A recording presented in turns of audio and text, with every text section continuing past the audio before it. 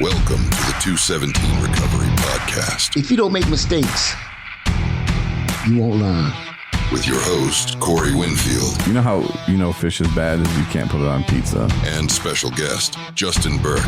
I said something about that to our master radio broadcaster, and he said that he didn't hear nothing. Got your ass. It is the 22nd of February, 2024. My name's Corey Winfield. I'm Justin Burke. This is the 217 Recovery Podcast. Marnie and I were going to do one this weekend, but we had a kid. Kids keep you busy, bro. Man, 8 weeks old. Oh, man. This is good stuff. He's finally turning into like a person. Because like last week, he was on my lap, and I turned him over, and I had man titties. And he was like, he looked like something out of The Walking Dead, which I know is a show you don't watch. No, I don't. But he looked like a zombie, like just his like head was just like looked like he was trying to eat me, man. I was like, Marnie, I was like, do we have this thing? This child's ours is Satan. Nah, Satan is not in my house. Jesus is a big fan. I'm a big fan of Jesus, so Right. kind of two-way street there. But you're actually wearing your 217 Recovery Jesus is a big fan shirt today. I sure am. Any compliments on that? Not yet. No, I was like wearing that once in Costco. Costco? Am I saying that right, Justin? Yeah, I think so. Costco. Yeah. Anyway, this lady comes up and she's like, "Oh my gosh, I love your shirt." And you can tell she just got out of church. She's like, "I'm going to listen to your podcast." I said, "Whoa, hold on. Don't maybe just listen to it yet. I don't know if it's for you." Jesus has a sense of humor. Did you explain the podcast to her? No, I just said, well, it's just hold the excitement just a little bit. I did not tell her we had an app and that she can listen to all the episodes on there. I didn't say any of that. I just said, it's not for everyone is what I might have said. We did a podcast about it. I think that was in 2022. Okay. So if you want to go back and find that one, I think it says Lady at Costco. I don't know, something like that. It's the title. But there was a fun weekend. We went and did the ATS beach volleyball tournament. Yep. We did not play Nope. because I'm 46 years old and I'm not trying to blow out a knee. Right. I'm overweight, and in my mind, I'm still 23 and is what they call it, fit as a fiddle. Yeah, something like that. Yeah, but in reality, I'm not. So like for that, and I saw Kim, which we should call and make sure she's okay. Yeah, I was thinking about that. Because Kim was diving. Yeah. See, Kim in her mind is 23 and fit as a fiddle too. Right. Because I saw her diving for so many balls, and that would have been me. Yeah. I even took a video of it. Yeah, your video is horrible. Was it? Yeah, the quality of it's really bad, but whatever. I'm Can't not all an be expert. heroes. Not an expert. Nope, sure are not. Yeah, if you watch the recap video, you'll see what you'll be like. Oh, that's the Justin video. Because Ouch. yeah, it looks like you did it with a phone that came out in 2004. Ooh. I know. Like, I haven't played with the settings since you set it up. You zoomed in a little too far, son. A little too far. Yeah, you save that for the post-production. Like I can zoom in and makes it a little bit better. But yeah, so we had fun though. And Kim diving dirty pictures are at 217recovery.com. Yep. Then I took a picture and I didn't even realize it because with our cameras, you can take, if you put it in portrait mode, you can kind of drop down the aperture. I don't really know what I'm talking about. The F thing. Okay. I know on a camera it's like 1.7. Anyway, it makes the background blurry. Yep. And you focus just on that person. And I did that as Kim was walking over there, and bloop, what do you see? A booty. A booty. There's a booty in the picture. I was like, oops. First I thought you took it. And I was like, Justin. And I was like, oh no, that was me, because I was taking pictures of Kim. But so guys, if you're like, oh, should I go check out those beach photos? You might want to. Just saying. Not that I'm taking credit for it. I should do better. You should. I should do better. I didn't take any photos. I took the video. Yeah. Good job, Justin. But you were on the grill. I was. And by the time I got done, I was hot, I was sweaty, exhausted. Yeah, and Max Bauer, and because they weren't really hot dogs, they were like Frankfurters or something. Yeah, something like that. They were delicious though. People loved them. And Max Bauer here in Traverse City, they wanted to support the recovery community, so they donated a ton of them. Mm-hmm. So everybody was well fed. Yeah. And thanks again to Max Bauer for that. That was very sweet. And we love organizations that support the recovery community. Sure do. And having fun in recovery. That's what we were doing. And we had a pretty good time. It was interesting though, because because your daughter, okay, hold on. Let's rewind it just a little bit. Because we did a podcast last week for Recovery Dads. Yep. It was such a good episode. You probably think different, but it was such a great episode. We talked about so much cool stuff and so much father stuff and daughter stuff in your case. Yep. And then we had like power surges. Yeah. And it was crazy because I almost recorded the episode to the board, but then I was like, nah, we'll record it right into Adobe. And then Adobe crashed. And it kept crashing because we kept having power surges. So I think Adobe's like, I give up. Because normally you can just pull it back up, open it. It says, do you want to pull up that last thing you're working on? And you hit, yeah. Well, you tried that for a week. That's how good this episode was. Yeah. I was like, are you sure you just don't want to record it? Nope. I'm going to recover it. Yeah. And it's just not happening. But you were complaining last week because you had your daughter over, not this last weekend, but the weekend before. You're with your daughter and your mom, and yep. So your daughter was being not nice to you. Just lazy. Yeah, and you said that she was having the girl problems of the 28-day thing. Yep. And I said, Justin, lay off of her. She's feeling like crap. She's young. This is still relatively new to her. And it's uncomfortable. And you're like, yeah, but I was chasing the dog around trying to make the dog get the cat. And of course she's telling you to stop it, Dad. That's annoying. What are you, 2 years old, Justin? And then Mitch chimed in. And then you're like, and she wouldn't even help my mom clean out her storage closet. Like just shit your mom's been piling up in there for the last 20, 30 years. Of course she doesn't want to help. Nice. That's your mom's job. She should be doing that her damn self. If you clean that out, then you don't have to get your son and your granddaughter and their kin and their friends from school to help. Like, you don't have to do any of that. Just do it yourself. So we were just like on your ass about that. And I told you that, you need to Google. You like pulled out your phone and about to Google it. And that was the best part of it. Yeah. And I was like, menstrual cycles or something. I don't remember what it was, but it was funny. And we got your ass. And then, we don't have it. So anyway, now we're here in this past weekend. And how was your experience with her? How would you rate that on a scale of 1 to 10? I mean, she helped out. Mitch's child, Logan, helped out. Parker was the only one who didn't. Okay. He was just kind of there asleep. Nope. But it's all right. He's 8 weeks old. We'll give him a pass. And it was fine until I look over at our table. Okay. And there's a half-eaten apple on it. Yeah. And not just like set down with the skin side. No, just set down where you just like take bites out of it and just. And one thing about apples I've learned, well, actually I probably learned this when I was like 4, is they're sticky. They can be. Natural sugar. Yeah. They are sticky. And if you just put them right down on something, you're going to need to wipe that off. So I look over and I just see this apple. And I was like, you've got to be kidding me. I was like, who just laid their apple on our table, get all sticky and all dirty, and here comes your daughter. La, la, la. I was like, is this your apple? Yeah. I said, why the hell you putting it on the table? Is it your table? I said something like that. And she's like, oh, I didn't know. I was like, oh, my God. You didn't know? And then it all takes me back to like 3 weeks ago. You had your nephews. When we're here in the office, and here comes Justin with a tooth missing. Yeah. Because you went to the dentist that day. And they're like, we're taking this son of a bitch out. And your daughter comes in with, where'd you guys go? Tropicals Jersey Cafe? Mike's? You guys went somewhere. Tropical Cafe. Oh, and you got some kind of sandwich for her. Yep. With onions all over it. It's great to bring to the office. Whatever she wanted. Yep. Mm-hmm. So she gets in here. She starts opening her sandwich right there at the front desk. And because she likes juggling and is not very good at it, she drops her sandwich right on the floor.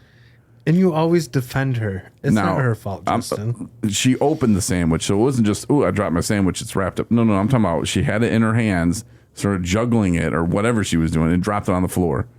I said, what the hell are you doing? First of all, you're stinking the place up, and you're dropping food on the floor. And then 10 minutes later, I think my son is here, and she, I don't know for what reason, she was trying to paint the ceiling with sticky stuff. I don't know. She takes her straw and does something silly and just flies up into the ceiling. All over my son, all over me, the person standing next to me. And I was like, what are you doing? And then the apple thing on top of that. Now you see what I deal with all the time? I think, because I was like, you know what? I don't think I'm on Team Justine anymore. No. My mom said thank you for finally saying something to her. Yeah. Because I was like, Corey always defends her. I'm always the bad guy. Yeah. Always. I think I'm just off Team Burke. You're just off Team Burke. Yeah, I'm just off Team Burke. I can't handle either one of you. Don't ever bring your mom to an event. That'll really push me over the top. Like, what the hell's going on? No, but it's cool to see family and friends help out, and for your daughter, and for Logan, Mitch's son, to be there too. That was really cool. There's pictures of him. He's the one wearing the sober shirt. If you go to 217recovery.com and you want to go click through the photos, he's doing like the Superman, like, I guess it'd be more like bodybuilder. Yeah, bodybuilder. Bodybuilder pose. And he had like one good serve. He served it and it went over the net just barely and just landed. It was an ace. Yep. And the very next serve went into the trees.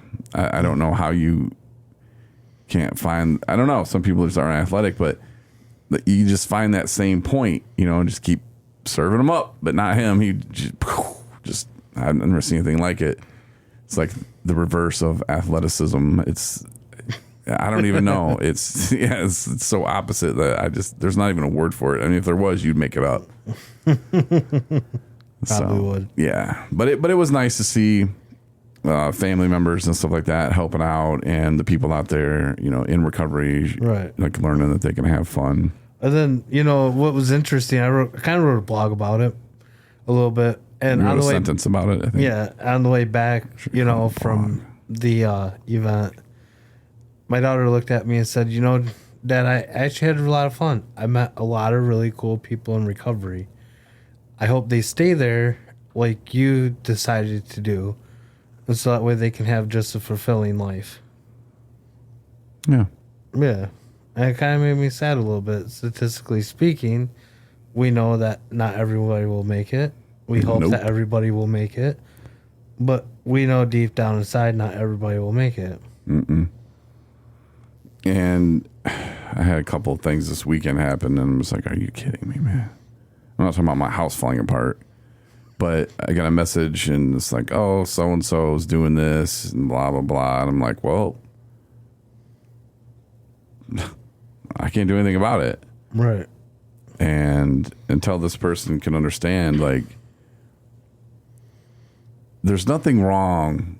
And again, I was at this point too, but there's nothing wrong with never drinking again. Yeah. But that addiction just gets your ass and it just grabs you. And this person's at the point where addiction has tricked them, and alcohol will do this like no other. Let you think you have control. Yep. Oh, I have control. I can control it. I only drink on the weekend. There was a point after I stopped drinking every single day where I did 3 months. And I drank again. And then it was out of control. But then I'd pull it together, and then I'd have 3 months. So just by saying I only drink on the weekends is not a good excuse, because you're still not in control. No. When that alcohol goes down your throat, you are not in control. I'm just going to have 2. No. You're not. No. Because you are not in control. Now, you can have 2 at the restaurant, but the only reason you can have 2 at the restaurant is because you know that you're stopping at the liquor store on the way home, or you already got a bunch of stuff at home. Yep. But you'll put on a front in front of people. That's what I used to do. Oh yeah, I'll have a beer. Yeah, see, I just drink a beer. Oh boy, I couldn't wait. I'd be making excuses. I had to leave early. Well, I got this. I can pick up this food from my cat, or it didn't matter. You make up Dumb stuff. dumbass excuses. The dumbest excuses you'll ever hear. Yeah, Like, this makes no sense. It's 11 o'clock at night. He's got to pick up cat food on his way home. he's got to go. He only had one beer. That was weird. Right. Thought he likes to drink. I'm driving. See ya. But that's the truth. So just to say that I only drink on the weekend or this or that, nah. And there's nothing wrong with never drinking again, but it's so scary because I don't want to be the one with the problem, Right. because that's what they say. It's your problem. Okay, well, it doesn't work that way. That's the alcohol company's ploy. Drink responsibly. Yeah. Well, you weren't drinking responsibly. No. There are people who can drink, can have a beer, and go home. There's the people that go to the casino, play $10, and go home. Yep. There's people that can probably smoke a joint, go home. But then there's people that can't. There's people that need to be high 24/7. Yeah. The minute they wake up, they're blazing up. It's funny how you say that, because my brother just went to jail and he finally got a hold of my mom, and he's in jail with one of his friends, and Got your ass. my brother's friend hopped on the phone for a minute and he was like, I've never seen Josh that sick looking. I'll say his name on here, it don't matter. Yeah. He's never seen him that sickly looking. He was like, dude was sick. He was like, I was giving him my trays, trying to get him back healthy, and it's like, well, that's what our addiction does. Especially when you're going away and you're like, screw it, I'm gonna go to jail anyways. And it's just a sad way to look at it, Mm-hmm. Yeah, I didn't care for jail. Jail didn't fix me, but it was the whole having consequences and realizing that I could have killed somebody. Yeah. That's what really kind of turned it for me, and thinking that I could be in prison for 35 years for something I don't even remember. Mm-hmm. And that's what alcohol does. It will let you think you have control, and then you get those 3 months. And if you drink like I did every single day, like tons and tons, and then you stop, your tolerance goes down. And so when you get that sober time in there and you go back to drinking, you go back just as hard, but your tolerance isn't built up. No. So you black out. And there was no just have a beer for me. There was no just do 2 shots or 1 shot. It was getting drunk. No.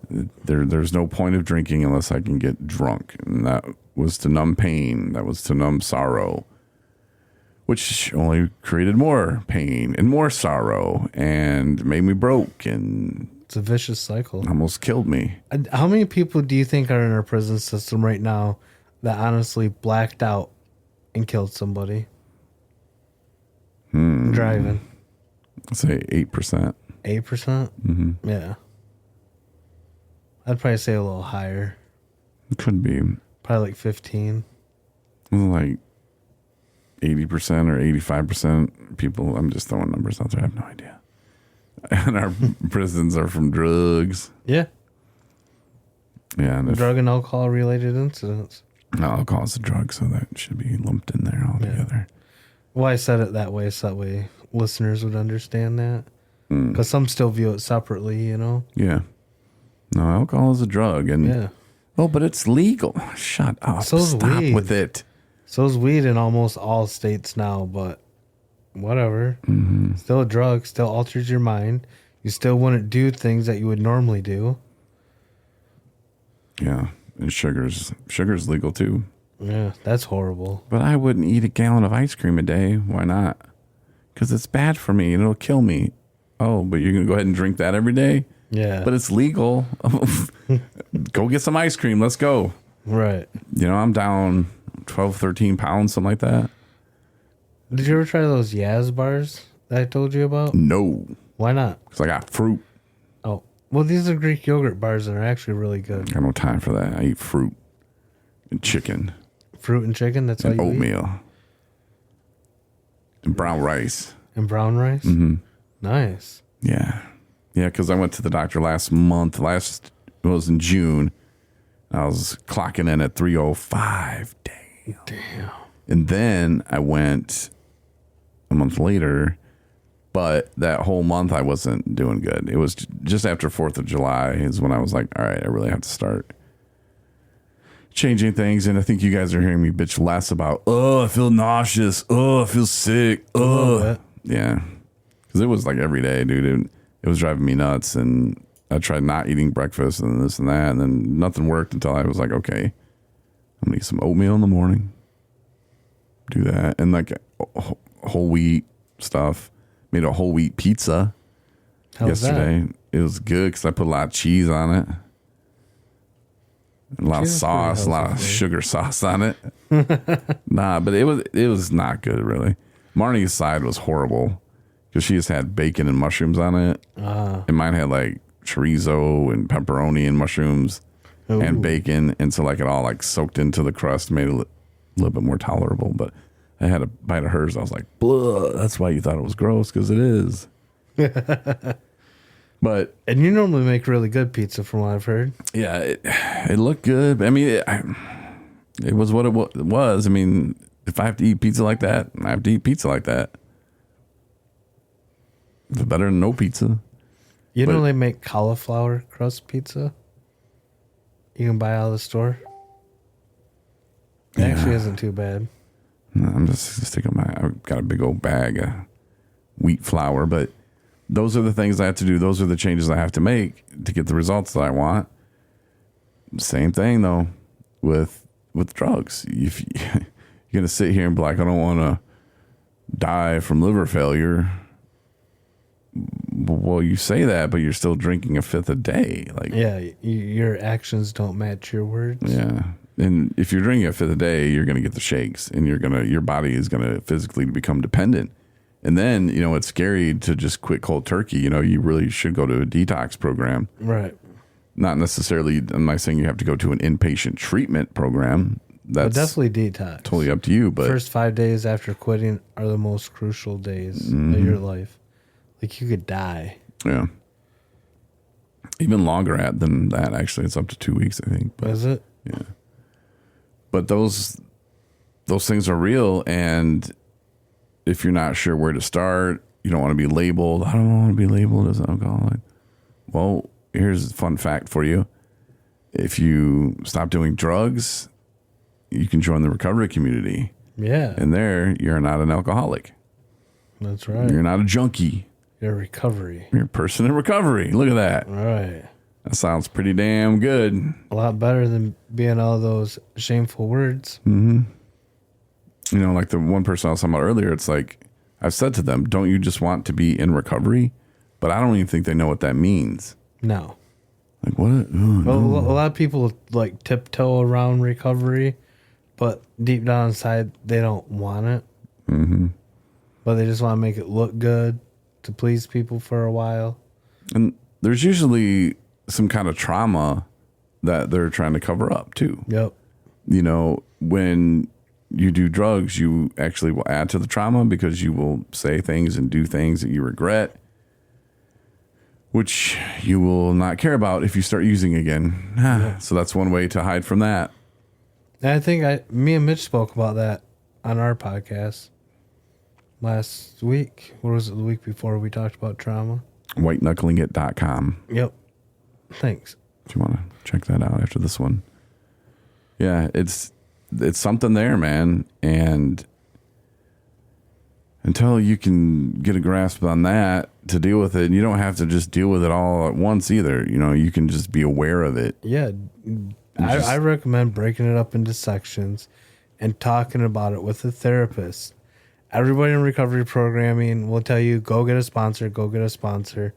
Those sponsors are not equipped to handle someone's trauma that working the steps is going to bring up. No. And I always tell everybody that. You plan on working the steps, you better have a therapist. And when you're going through your step work, talk to your therapist about it and be open about it with them. Because they're going to help you guide your way through that process. Where a sponsor, yeah, they have lived experience, but they don't know how to professionally help you at all.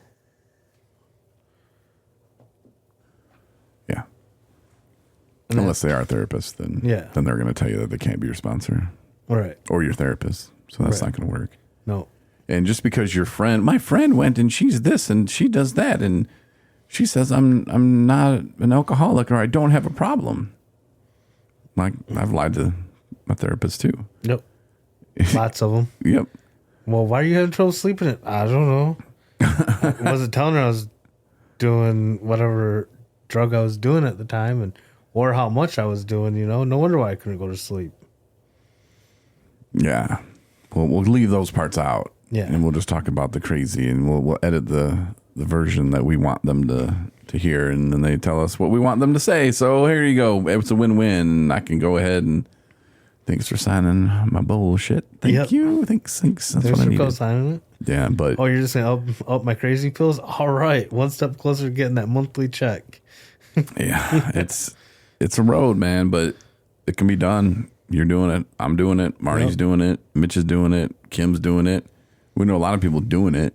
Yeah. And how much better life is, how easier life is what blows me away. And I was talking to somebody, I think at the volleyball tournament, I'm like, why we fought it so hard? I have no idea. There's one guy out there right now that has fought it for so long, and I've talked to him multiple times. You've talked to this guy multiple times, and he's finally taking recovery coach training. Yeah. Putting forth the effort to change his life.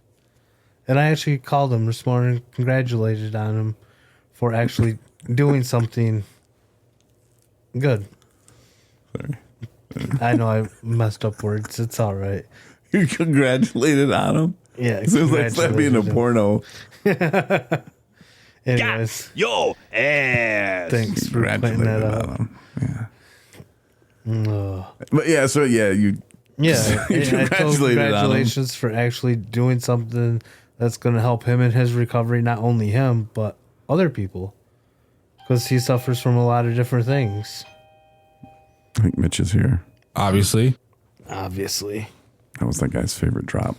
yeah, Yeah, so those are huge steps, because to talk about it and to say, oh, I'm going to do this, but then realize, you know what, I have to work in this. yeah. I have to make this my life. I have to be in recovery, and there's nothing wrong with that. Nope. There's another guy that I know who moved away, far away, and then I didn't hear from him for a while. And so I'm checking jails and obituaries and like what's going on. Then I get a call, and this person said, well, I went to a treatment program and now I'm going into this sober living housing and I get to stay there for a year free. And it's nice, Winfield. It's nice. I said, cool. He said, all I have to do is go to X amount of meetings every week and don't do drugs. Don't drink. Don't do nothing. Seems easy. Then I was asked for a shirt. So I sent this person a shirt. 2 of them. Yeah, I was actually. about to say you sent him 2, not just only 2. 2 shirts, and didn't hear from him. I had some questions I was asking him and didn't hear back. And then I got a message back saying, thanks for the sweatshirt. Got your sweatshirt. And I said, well, this isn't making sense because I didn't send you a sweatshirt. No, a sweatshirt would have never fit in that little package. So the stuff's, it makes perfect sense to me, really, but it makes no sense, but it makes perfect sense. And person called me today and said, again, Winfield, thanks, I got your sweatshirt. I said, I didn't send you a sweatshirt. I sent you 2 T-shirts. You didn't even open the package, did you? He said, no. I said, you get kicked out of the sober living place? He said, yeah. I Ouch. said, you were in there drinking and stuff? And he said, yeah. I said, are you okay? How are you doing? Oh, I got to go. I get another call coming in. Ooh. I said, come on, dude. No, you don't. I got another call. I'll call you right back.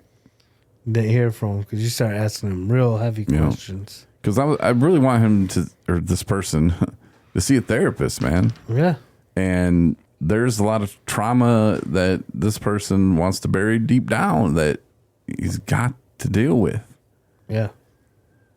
And until you fix that, and you don't have to deal with it all at once. Mitchell knows we're doing a podcast, so he keeps coming in and out. Obviously. Wants her bell to keep going off, but you don't have to deal with it all at once.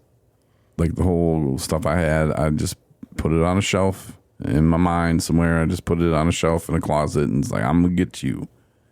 But I knew that I had to be on stable ground, and I knew I had to get a year. I was like, I want to get at least a year before I even start touching that, because I want to be solid.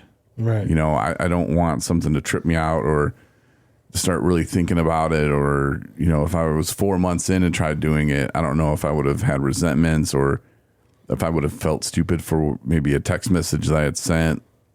I don't know. It was a whole ordeal. But when I could actually put it together, I actually had 2 years clean. And I was okay with what I had said in that text message then. I was like, look, would I have sent that same message? No. It'd have been worded a lot differently. But probably the same meaning behind it. Yeah. And I'm not, I didn't apologize for sending it. It was sent. I can't do nothing about it. Right. You know, and it is what it is. If it hurt your feelings, sorry. But I don't regret sending it because there's nothing I can do about it, you know? Right. If you sit here and cry about stuff that you can't ever change, then you're going to keep yourself in that cycle. But if you can step up and man up and be like, yep, I sent it. And would I just send that the same one today? No. I would word it a lot differently. Right. But at that time, I was a person who was using, drinking. And those were your true feelings at that moment Yeah. in time. And that's the biggest part about being in recovery, is actually expressing our feelings again to people and how you actually feel. And it's okay to set boundaries with certain people. A lot of people you're going to have to set boundaries with. You can't be that yes man anymore. It's okay to say no. Yeah. And to own up to things that you've done, that you've caused, you know. And somebody said something to me once, and it might have been Stephen Butwell. He said a lot of good things to me, but it was, what role did you have in it? What role did you play in that? And maybe it wasn't him, I don't know, but it got me thinking about a lot of different things and a lot of different situations. And even around here at work, when you screw up, I'm like, what role did I have in that? Well, I didn't equip him with the right knowledge or the right tools or the right expectations or whatever, you know. And not every time you screw up is my fault, but I'm just saying, like, what could I have done? Did I direct you well enough? Right. And I take a lot of my own accountability for things, though, too. Mm-hmm. It's not like I try to make excuses for anybody else for what I had going on. You know, I take accountability for what I did. If I did it, I did it. I can't hide behind shame and guilt, you know, for otherwise I'm going to end up going back down a road I don't want to go down because I'm not owning up to my own mistakes. Right. Some people, they like to do that. And I used to do it too. I would hide behind the bottle. And then you just don't feel, and who cares? I don't care, blah, blah, blah. And you'll back your own BS. Nope, it wasn't my fault anyway. Right. Screw them. F1 Field. I don't need him anymore. I like Subway. If I work there, I can make sandwiches and eat them too. Right. I heard McDonald's pay just as good. And they give you a free meal every day. Yeah. And I could take days off when I want. Right. Call in sick. All the time. And get free fries. I wonder if they have a rule there. If they hit the floor, can you eat them? I wouldn't want to eat nothing off a restaurant floor. No, what if you clean the floor? You clean just like a little section. And you start dropping like chicken sandwiches and shit. Just nice trash. ribeye. Oops. Trash instantly. What if it's like, okay, what if it's a ribeye or like a New York strip or something, and it's raw, so you just seasoned it. You're about to throw it on the grill. Oops, and you got Justine fingers, your daughter, and she just drops it right on the floor. Are you asking like from the Waiting movie? No. Oh, No, I'm just wondering because if you drop that, do they just go, just throw it on the grill? You know, cook the dirt off. At what you throw point? it in the deep fryer. Oh, that's what Justin did. You worked in a restaurant. I've worked in lots of restaurants. I have seen people do that. Drop something on the floor and like, oh, we'll just throw it in the deep fryer for a minute. A steak? All that hot grease will cook whatever's off of it real fast, and they'll throw it on the charbroiler. No one will ever know. It's like some fries or what? Because I don't see you throwing a steak in the deep fryer. You're shaking your head. Yes, I think that happens. Bacon. That's, Bacon cooks real fast in a deep fryer. yeah, that's not a steak. You gotta cook off whatever bacteria was on the floor. Huh. You just don't throw it on the charbroiler. Deep fryer's all liquid, so all the dirt will fall to the bottom of the deep fryer too. Theory. Yeah. I don't know. I think we're on to something here, though. I've seen people do it. What if we started a restaurant that's all we did was drop food on the floor and then deep fry it? That would be so horrible. You wouldn't come to my restaurant? No, I wouldn't. Not at all. Call it second chances. I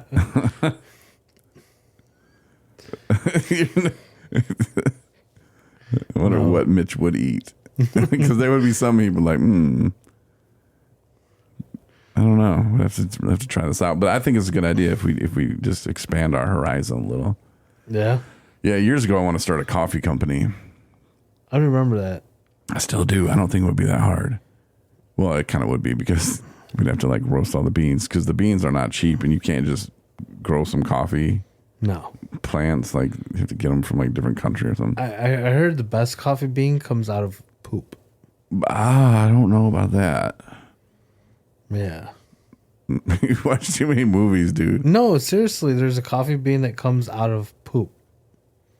And It doesn't come out of poop. Like something. It's something like eats it yes. and they poop it back out, and it's supposedly the best coffee ever.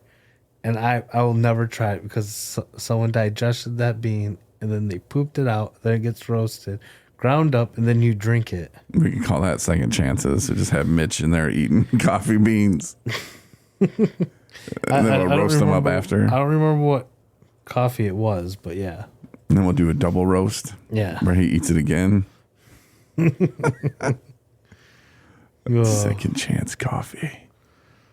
Double roasted, which would really be like 4 times through. Oof. Be interesting. Now that is a good cup of coffee. Right. That is delicious. Well, I don't know. We'll get back into that at some other time. But I'm just wondering. Because sometimes I wonder different things, clearly. Yeah.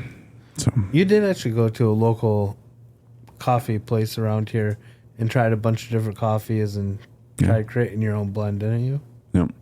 Well, we realized that I'd have to buy a roaster, which I want to say like $500. Okay. So very doable. At that time in my life, very not doable. So it was like, hey, we can buy coffee from said company, kind of like what Meyer does. Right. You know, they'll go to Tyson and be like, hey, why don't you give us we'll buy that chicken from you, and then here's some bags. Just put it in those bags for us. We'll pay you for that too. Yep. It's like they pretty much package. They do all the stuff for them, and it just says Meyer on it. But it's the same damn thing. Yep. You know, cereal is a little bit different, but kind of the same. Yep. But it was like, yeah, we could do that. But then we'd end up like not making anything. And we were hoping at first like a coffee company would come out to us and go, hey, can we use your logo to put it on a bag of ours? And let's come up with a coffee. And then every bag that's sold will donate X amount of dollars to you guys. Right. And that would have been the way I wanted to do it at first. But then I just started thinking, well, hell, we might as well just roast our own beans, put them in bags, and we sell them. Yeah. But this office is not big enough. No. And we'd have to have people there because like an order would come in and we'd be like, I gotta go roast some coffee. Hold on. Don't roast them too long. No. Sorry. You're fine. Yeah, it was, I don't know. It's something that we could get into at some point, but Why not now, huh? Yeah, why not? Even if we just did our own for the office. Whose coffee is this? This is some good coffee. Yeah, and then I have to learn how to roast it. Yeah. Should I go to like a different country and become a roast master? Good question. You do like being in college. They don't offer college classes in that? I like being in college because they pay me. Right. That's what I mean. You have found a scam that's unbeatable. As long as you keep going, but eventually they stop paying you, I guess. Or they want some of it back. I'm not sure how that works. Yeah, I'm not sure neither. Yeah, we'll have to figure all that out. But that's the beauty about being sober, being in recovery, is if I really wanted to start a coffee company, I could. Mm-hmm. You really can do anything that you want in life if you really want to do it. Yeah. I mean, it's the age of the internet. You can look up stuff. How do I do this? There you go. So, using, you're not going to ever get that chance. No, you're never going to go anywhere using. No, and you're like, well, I've been drinking for years. I just drink beer. Somebody told me that too. I just drink beer. Like, well, the end result equals drunk. Right. And that's what screws you up. That's what nobody likes.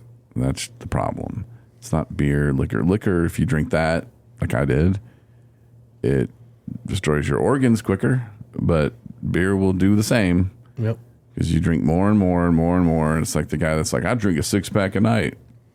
The first words out of my mouth, or the first word, is liar. And what else? No, I just drink a 6-pack every night. No, you don't. Because after about 2 weeks, you're going to need about 8 beers. Yeah. And in about 2-3 months, you're going to need A case. 9, 10. You're going to switch to a higher alcohol beer because you realize shit's getting expensive. And you still want to tell people, I drink 6-pack. Yeah. But then it gets to a 12-pack, and then you start buying cases, and you drink about 10 to 12, 13, 14 a night, high alcohol stuff, and you pass out every night, and the end result is drunk. So it's not a thing of what type of alcohol you're drinking. No. But it can be tough, to actually pull it all in and have the awareness to realize that list that you're making of great things that happen to me when I'm drinking versus the bad things that happen to me when I'm drinking. Right. It's getting pretty one-sided. Mm-hmm. And even writing that list out, looking at it, it's still hard to go, yeah, probably shouldn't do that, because that's how addiction works. It takes that logic out. And you'll make more excuses, and that list is stupid anyway. And yeah. Sure do. But the first step, though, is to admit that you have a problem. And if the person can't admit they have a problem, even though they know they have a problem, they're not ready. No, because it's about them. It really is. It's on them. They're the ones that have to make the choice to change. And change is hard. People don't like change sometimes. But you're changing for the better. I don't know how many people, I'm sure it has happened, but they just quit using drugs and their life just got shittier. I've never heard that. I haven't either, but I'm sure maybe somebody got hit by a bus or something. I don't know. Like, it could have happened. I don't know. Like, I ain't gonna lie, the first year of recovery is a little bumpy, but that's just because you're going through all these emotions. You're going through trauma that you're working with a therapist. There's a lot of things you're putting together that first year that it's gonna seem rough. It's gonna seem a little bumpy, but give it 18 months to 2 years, you're gonna be thankful that you did it. Yeah. Well, I was gonna get to another stat that I saw, but I'm not. I'm gonna actually look it up. Okay. Before I start spewing misinformation. But that's all I got for today, though. Yeah. So we'll wrap it up, and that'll do it for today's podcast. Check out the latest recovery story that I posted. Ooh, I didn't see that. So all the stories are posted. Roberta's, Matt's, Corey's, and Melissa's. They're at 217recovery.com. You can check them out there. You can check them out on our YouTube.